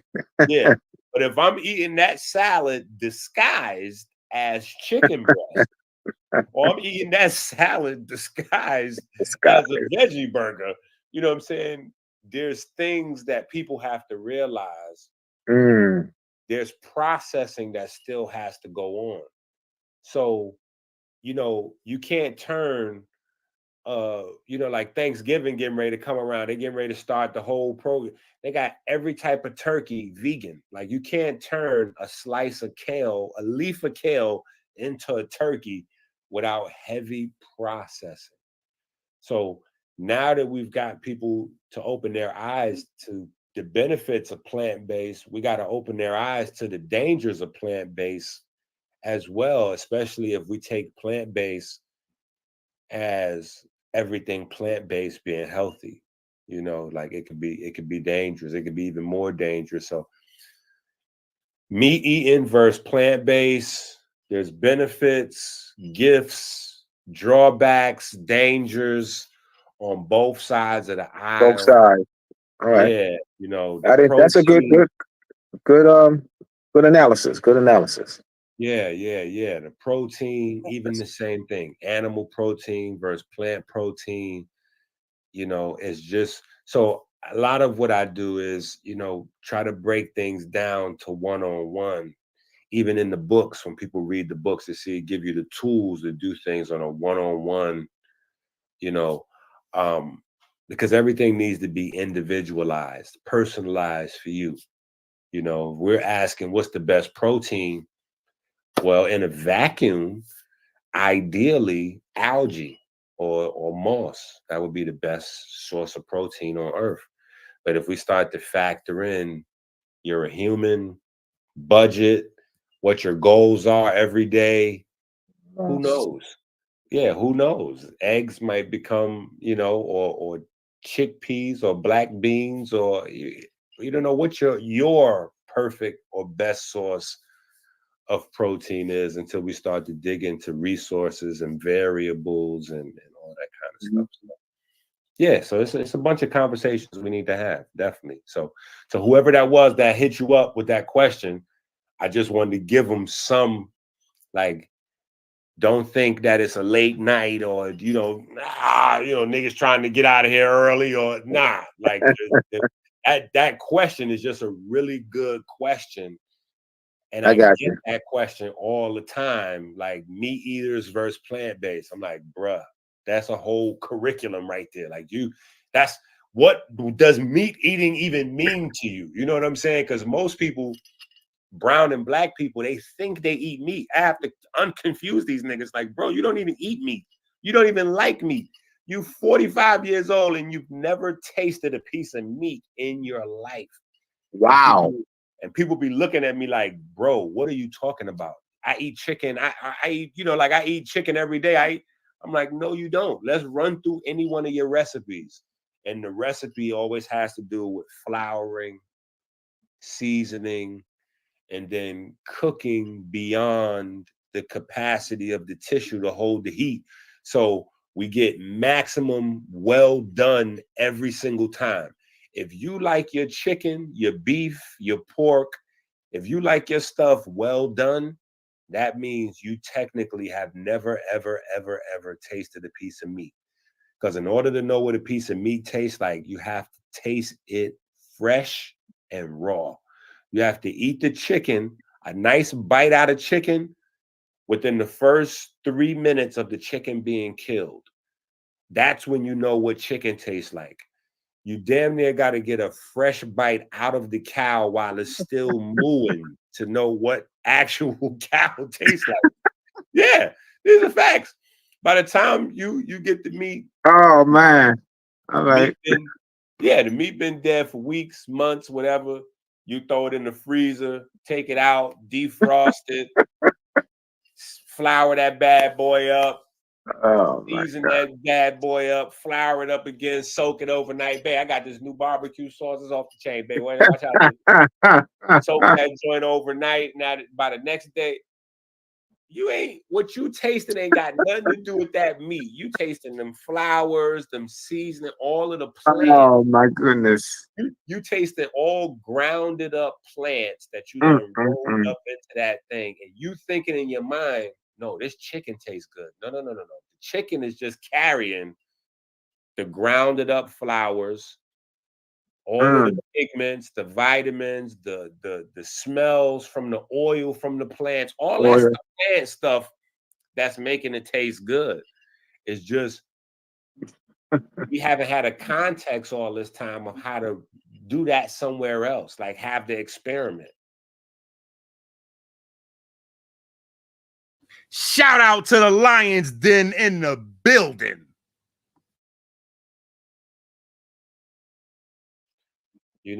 Take a piece of broccoli and season it up, like the same way you would a piece of fried chicken, and drop it in some hot grease, the same way you would some fried chicken. And when you take that piece of broccoli out and you taste it, you're going to see it taste just like your fried chicken. You're going to be shocked. You're going to be like, what the hell is it?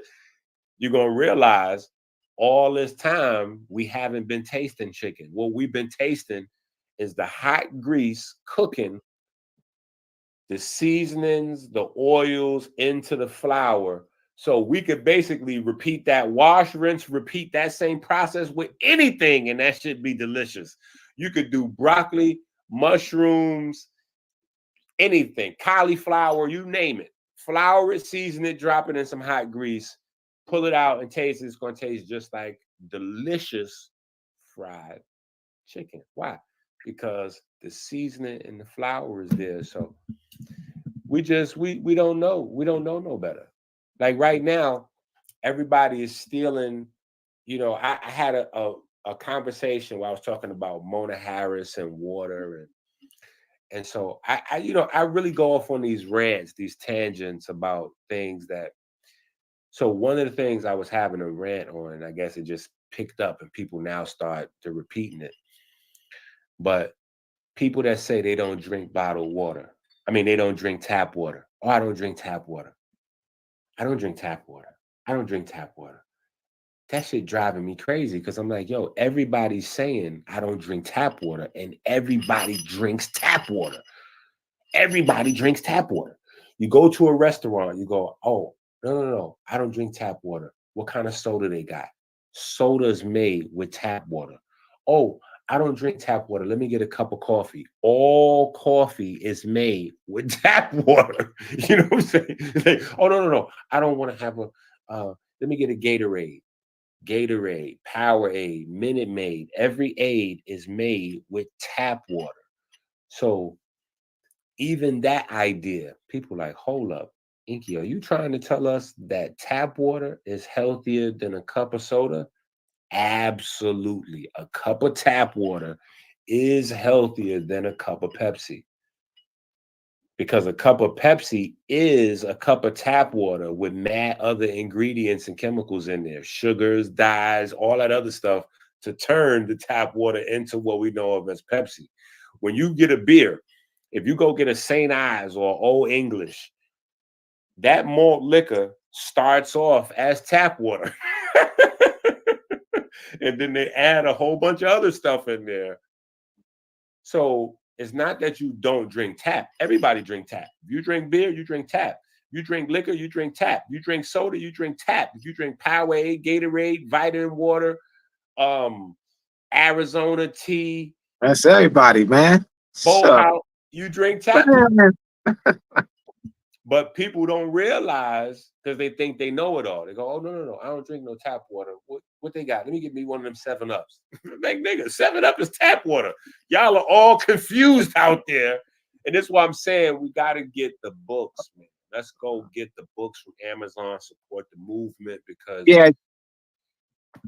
people might run off some topics. Run off some of your titles. I know you got a lot of them. Just run off a few of them. Okay.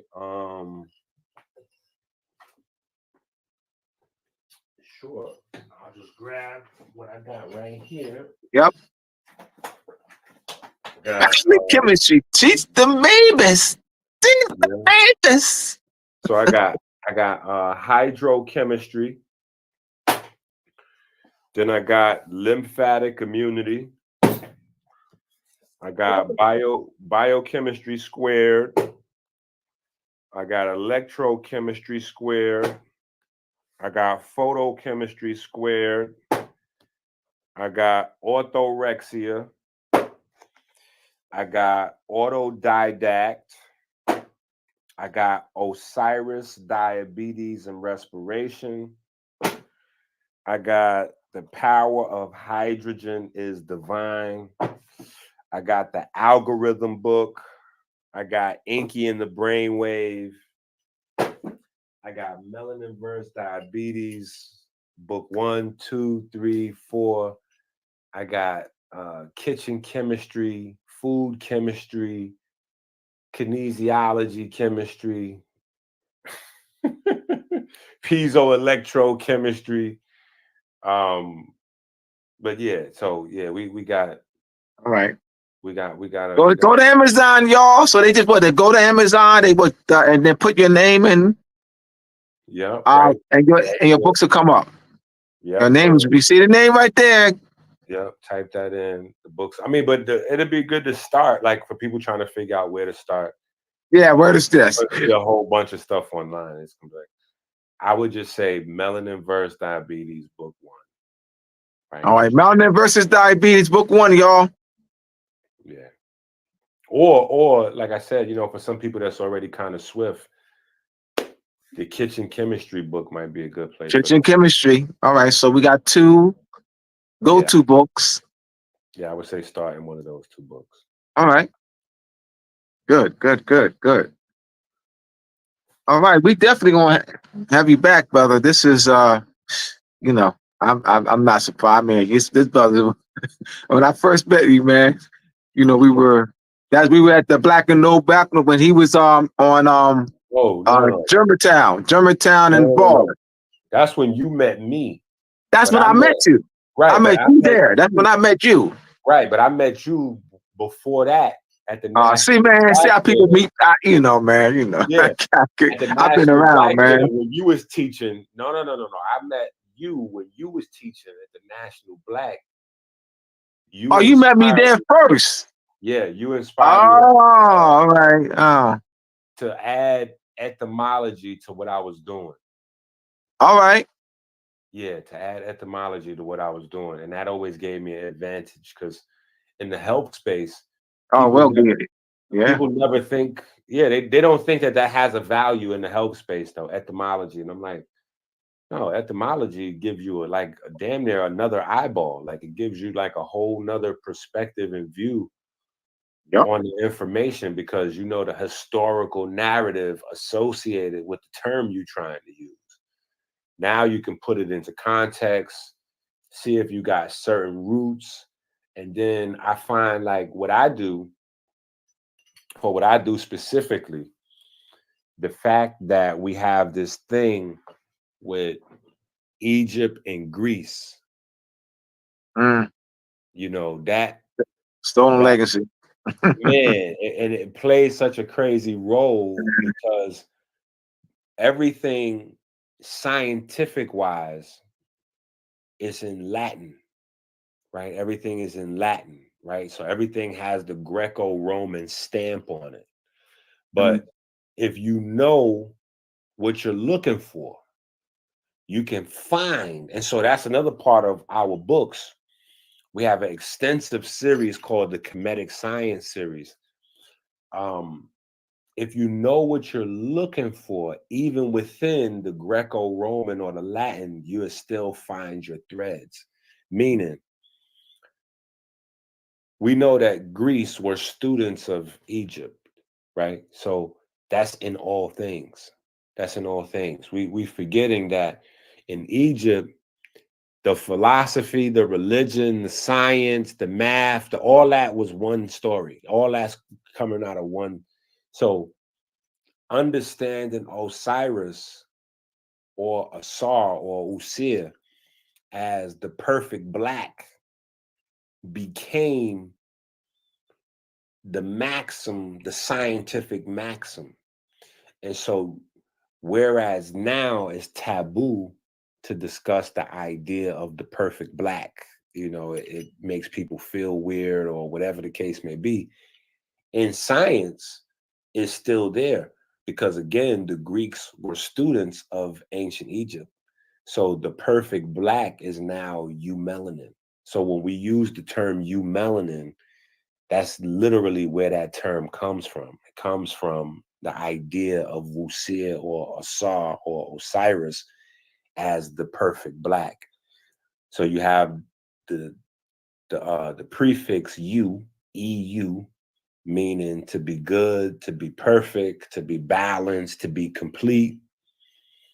And then you have melanin coming from melanos or the black stuff, you know, meaning the black stuff or the dark stuff.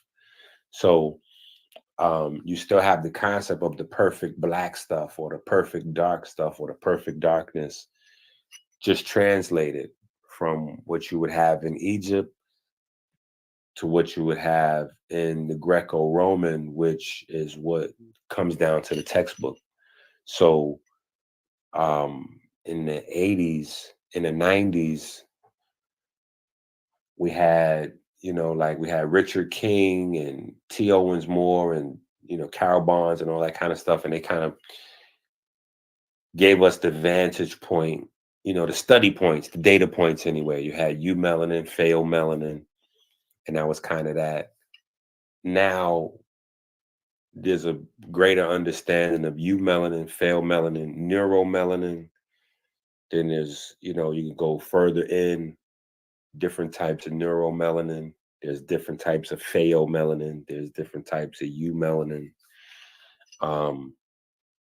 Yeah, so there's nuanced, you know, it's the information gets more nuanced the more we zoom the lens up on it. But just having that ancient perspective to be able to be like, no, eumelanin goes back to these same ancient concepts, because then you can pull, you know, like sometimes you got to go back to that original source. And if you don't know the etymology, then all original source material for science is going to end in England or Germany within the last 200-300 years. So your view of what the world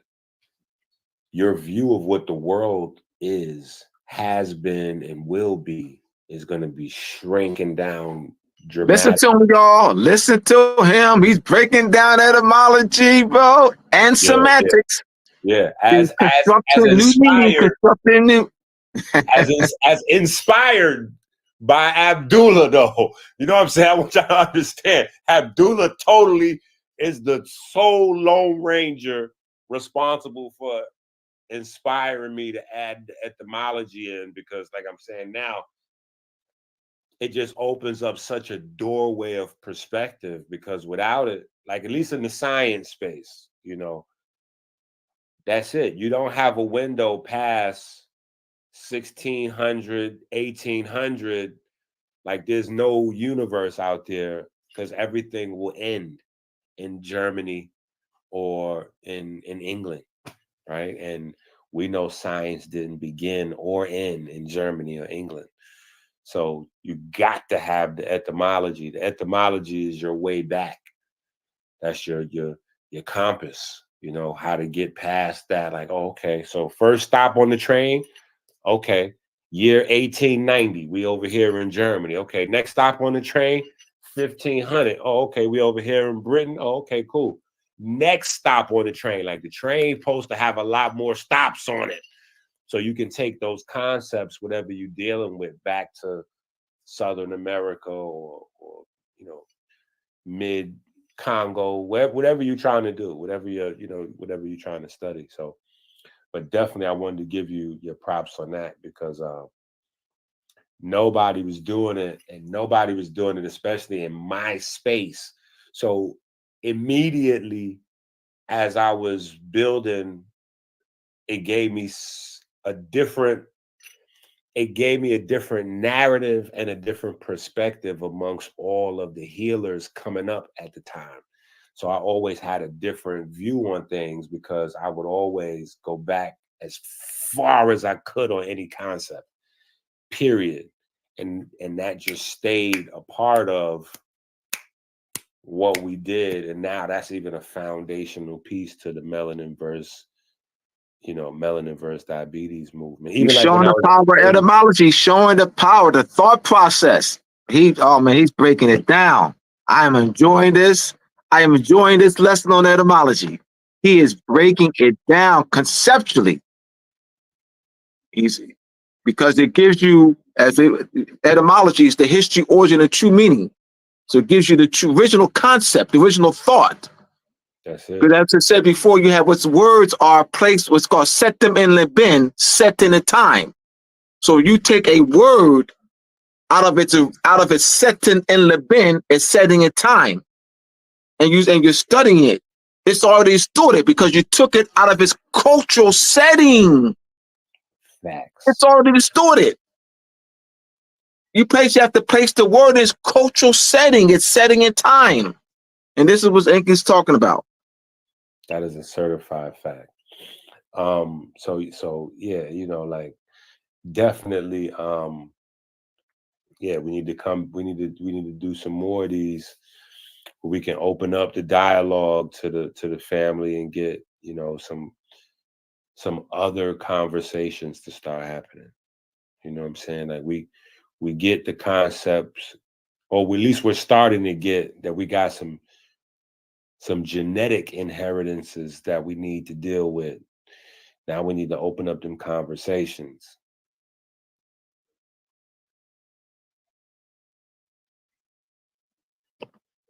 This was wonderful, man. Hey, I So appreciate it. say those 2 books again, the 2 go-to books, the 2 startup books that you're suggesting people to get. Melanin vs. Diabetes, book 1. That's a good starting book to give you like an idea of kind of everything from scratch. You know what I'm saying? Like that's the student's book. But then you got people who want to jump in and get some information on food right now and what they got going on in the supermarket, and they kind of know some stuff already. So for those people, the kitchen chemistry book, that literally has a grocery shopping list in the book. And that's good. In the grocery shopping list, breaking down why you need to eat each one of the foods. So that's how we build the grocery shopping list. Is we talk about what are the healing medicinal qualities of each food. And so you understand what incorporating this food into your diet or leaving it out of your diet, like what impact it's gonna have. And so we go through a bunch of foods like that in the book. And then, by the end of the book, you have a whole grocery shopping list based on now, not just in a way where we could say, oh, well, apples are healthy. Kale is healthy. Go get you some kale. Kale is good. Like that's, that's surface. That's not even surface level. That's just like brushing somebody off. Like, oh yeah, kale is good. Eat more kale. Like by the time you get to the back of the book and you have this grocery shopping list, you will have intimate information on how each different item in this grocery shopping list impacts your health in a way where you wouldn't even believe. Because a lot of people, they come with the philosophy that food and medicine are 2 different things. Like I was having this online back and forth with a guy named Zip with the Drip. And he didn't understand one of the facets of Dr. Sebi's court case and how people, and so I was telling people, one of the problems with the Sebi issue is that there's a part where your legend gets so big, it starts to clash with the actual reality. Whenever you do something good or amazing, the stories are going to grow past the reality of what it was you could do. If you could dunk the ball at 10 feet, they're going to be telling you stories about how you dunked it at 15 feet or whatever. Like, it's just how it goes. Human nature, right? So the legend of Sebi is that he was able to prove in court that he could cure AIDS and blah, blah, blah. That's not the truth, though. You know what I'm saying? That's not the truth. So the reality is that one of the big wins that Dr. Sebi got in that case for the whole holistic, naturopathic community the world over is he created a line of distinction between herbs and medicine. Herbs are on the food side. Herbs are food. Herbs are considered nothing more than, salad. Right. And that's very important, especially understanding that medicines are synthesized from plants. Right. Medicines are synthesized from plants. So it would be crazy for plants to be categorized as medicines, because then you wouldn't have an ability to create a patent. Right. Because patent, you have to demonstrate where you got a thing from in order to be able to demonstrate your understanding of it in order to patent it. If you say I got this synthesized, I extracted this medicine from medicine, you can't get a patent. So you got to have an original source, right? So plants maintain through this crazy legal battle back in the 80s and 90s to try to figure out herbs and medicine and where this whole line needed to be drawn. But Sebi was instrumental in helping to figure out where the line between food, herbs, and medicine. And so that's the big victory that's the thing that got Sebi out of jail, is when he proved that he wasn't trying to practice medicine without a license.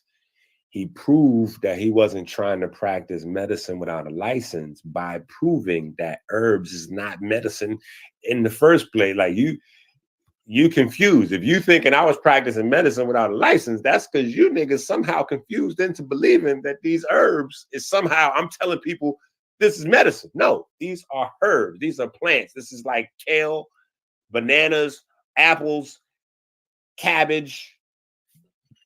And so, you know, we just was in a dark place. Like a lot of people didn't know. You got to think it's waves. It's waves. You know, I'm just another wave. You know, there's Elijah Muhammad wave, splash people in the face and wake them up. There's a Sabi wave, splash them in the face, wake them up. It's just a Dr. EnQi wave, splash them in the face and wake them up. Add a little bit more information, you know. But that's how it is. We're just adding a little bit more, you know, adding on to the build. You know, how the gods, you know, we just adding on to the build.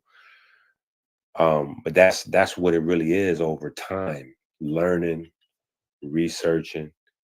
So that's why, you know, we point people, listen, join the Patreon, go to Amazon, get the books, hit the Cash App, Minister EnQi, you know, do what you can to support the movement, because the movement is definitely doing what it can to support you. You know what I'm saying? Like, this is, we all we got when it comes to this. There's no other group of people that's working to figure this out for us. Nobody's working to figure this thing out. Nobody wants you to live longer, be smarter, have better sex, be richer. Like, that is a personal thing. Nobody's going to help you figure that out. We've got to do that on our own. So that's where we at with it. You know what I'm saying? And I think that we came a long way as a people. But I think the problem is, and I was discussing on my YouTube earlier, we haven't prepared for success. You know, I'm 47 years old. I'm from the generation of kids that was told they wasn't going to live to see 25 unless they was going to jail. You know, that was the thing. You're going to be dead by 21, or you was going to be a felon, you know. So here's the problem with that. We develop all these ideas like get rich or die trying, you know, money over everything, to try to become successful and beat the odds. But we never plan for what happens if we are successful and beat the odds. So now we got men 40 years old, 50 years old, 60 years old, 70 years old. We don't have no systems, no culture. We don't have any part of our culture developed to men's self-care over 40 years old. We don't have no stuff set up for women's self-care over 40, except for, like, you know, like sex toys or makeup or like foolishness like that. But we don't have no serious, like, a part of our culture where, like, for instance, if I start breaking the Latino culture down brick by brick, right? There's a part of the culture that's derelict, right? Like most different American groups of people. There's a large part of their personal culture that's derelict, because pop culture is a deaf society. But now if I start peeling away the infrastructure at Latin people, right? Modern day, they still eat dinner with each other more than any other group of people in America. Meaning, at dinner time, chances are a Spanish family is going to eat their whole dinner together at the same time somewhere, whether that's on the floor, at the table, in front of the TV, in the backyard. Spanish family, more times than not, than any other group of people, they're going to eat together. More times than not, they're going to have certain traditional spices and certain types of seasoning preparations, like certain things they do with garlics. And well, these are the things that translates to longevity, because not only are they catering to their haplotypes, right, with recipes that they don't even understand the reason or where those recipes even came from anymore. They just know this is a recipe from my great-great-grandma. She always made the bread like this. She always made our roots like this. She always made our tea like this. She always made our pasta like this. we are the furthest away from any roots, to the point where we now have to resynthesize. We have to figure out what our roots are and build systems to cater to them from scratch. So we in a situation where we got to study and work 10 times as hard as anybody else just to enjoy these latter years that we're now in, that we did not know that we was going to have, because we was told, oh, you ain't going to live to see 21. Well, now we've lived to see 41 and 51 and 61. And since we didn't plan on seeing 41, 51, 61, the way we lived 21, the way we lived 31, now at 41 and 51, our penis don't work, or our eyes is not strong enough to read a page by itself without super thick glasses, or our knees are so weak we can't play a game of basketball with our kids or jump rope with our daughters, ladies. Like, because we didn't plan to be 51 years old or 61 years old, we here now and we like Dame Dash with our teeth falling out. You know what I'm saying? Like, everybody spent the weekend laughing at Dame Dash with his teeth falling out. I didn't laugh. Well, initially I didn't laugh. I didn't laugh until they said, yo, his teeth falling out because he was using Brother Yaki products. I was like, okay, now that's funny right there. But I didn't laugh because the way I looked at it, Dame Dash teeth falling out is an iconic moment. Dame Dash teeth falling out is the realization of what Bill Cosby was trying to do back in the days. When Bill Cosby was like the black father to Black America, right? They killed that image right there. It stayed stuck in time. Right there with Bill Cosby. Now, with Dame Dash with the teeth falling out, we got Grandpa. You know what I'm saying? Like, so even, you know, through the deaf culture, we got somebody over the hump. Okay, boom. Now we could laugh at Dame Dash. We could point at Dame Dash. And I could use Dame Dash as a teaching moment and go, hey, now that it's proven we're going to make it to Grandpa years, can we now begin to prep? Can we now work against Alzheimer's disease? Because I got the plans to do it. Can we work against dementia? Because I got the plans to do it. Can we work against your penis not working and you needing to get Viagra's and all kind of other crazy stuff? Because I got the plans to do it. Can we teach the women how to make sure that their clitoris stays hydrated and, you know, so they stay multi-orgasmic and, you know, yeah. Now that we got the information, you know, it's just a matter of getting these, you know, sharing the information, getting the books out, doing this work. Go to Amazon, y'all. Go to Amazon. Yeah, I'm gonna grab this video and I'm gonna post the same video on my page too, so people can see. Yes, absolutely. Yeah. So yeah, we just got to hook up and make sure we keep the pressure down, double down on them. Absolutely, brother. So we're gonna bring you back. What about next month? Sometime next month. The dates are open, so we can on the backside. Yeah, we hook it up on the backside. Yeah, hook it up on the backside. Yeah. So for the family. Yeah. All right. Thank you all for joining us. Joining for me, Moorish Monday. All right, with Abdullah Bey on Magnet Pyramid Crystal YouTube. Until next Monday, I have Brother Viserious. Brother Viserious ill next Monday.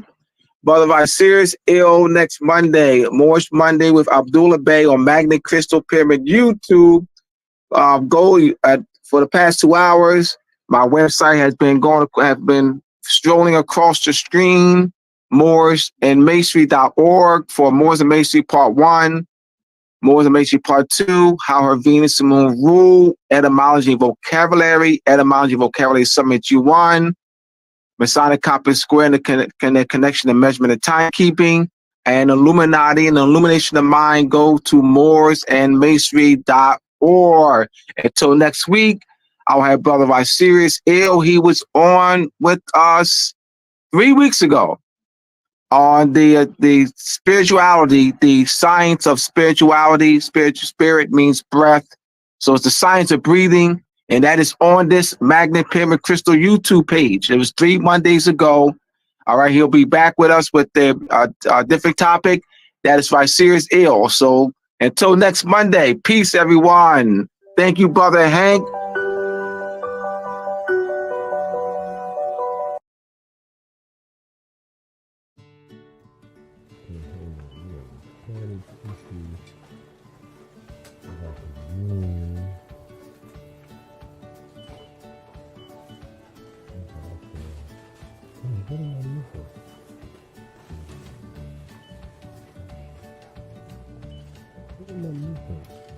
Oh, I know what I'm supposed to do. I know what I'm supposed to do. Yeah, good thing I have my grocery shopping list. Don't leave home without it.